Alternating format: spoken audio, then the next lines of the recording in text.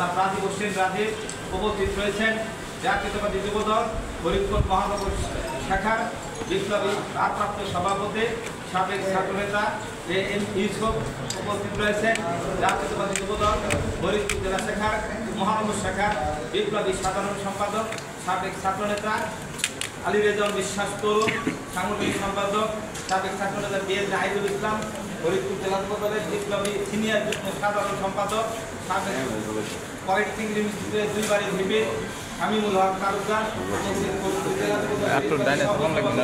সরকারি ইয়াসিন কলেজের দুইবারের নির্বাচিত ভিপি জনাব হুমায়ুন হোসেন হেলাল যুগ্ম সাধারণ সম্পাদক আমাদের জাহিদুল ইসলাম জাহিদ সহ যুবদলের ফরিদপুরের সকল পর্যায়ের নেতৃবৃন্দ এবং মহানগর নেতৃবৃন্দ সকলকে আজকের এই শেখ হাসিনার গ্রামীণ নির্বাচনের স্বতন্ত্র এমপি জনাব একে আজাদের গাড়ি বহরের হামলা সংক্রান্ত বিষয়ে কয়েকটি গণমাধ্যমে অতিরঞ্জিত ও উদ্দেশ্য প্রণোদিত সংবাদ প্রকাশিত হয় সাধারণ জনগণের ছাড়াও দলের নেতাকর্মী সমর্থকদের মাঝে বিভ্রান্তির সৃষ্টি হয়েছে এবং সারা দেশের যুবদলের ভাবমূর্তিকে ক্ষুণ্ণ করার অপপ্রয়াসের একটি অংশ বলে প্রতীয়মান হচ্ছে।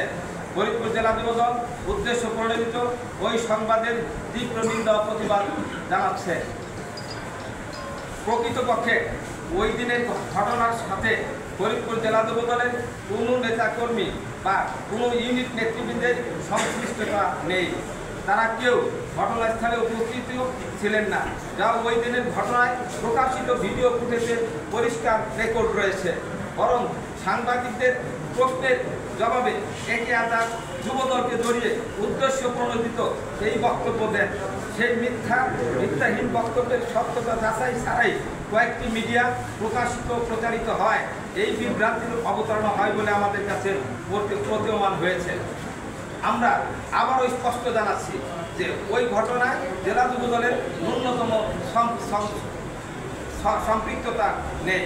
যুবদলের কোনো নেতৃবৃন্দের কোনো উপস্থিতি বা সংশ্লিষ্টতা সেখানে ছিল না। ফরিদপুর সদর উপজেলার কৃষ্ণনগর ইউনিয়নে আমাদের কোনো সাংগঠনিক কমিটি বিদ্যমান নাই। বাস্তবতা হলো জনরোষের শিকার হয়ে ওই দিন একে আজাদ তার সকল সঙ্গীদের নিয়ে উদ্বুদ্ধ পরিস্থিতির মুখে ওই স্থান ত্যাগ করতে বাধ্য হন। কারণ একে আজাদের গাড়ি বহরের সাথে নিষিদ্ধ ঘোষিত কথিত ফ্যাসিস্ট আওয়ামী যুবলীগ ছাত্রলীগের চিহ্নিত সন্ত্রাসীরা ও মামলার আসামিদের দেখতে পেয়ে স্থানীয় জনতা বিক্ষিপ্ত হয়ে ওঠে। তখন তারা ফ্যাসিবাদ বিরোধী নানা স্লোগান দিতে থাকলে পাল্টা স্লোগানে পরিস্থিতি উত্তপ্ত হয়ে ওঠে। ওই দিন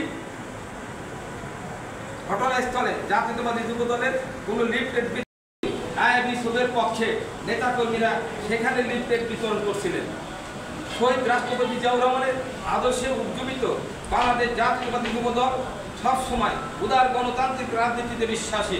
আমরা সব ধরনের মত ও পথের অবাধ বিচারণে বিশ্বাসী।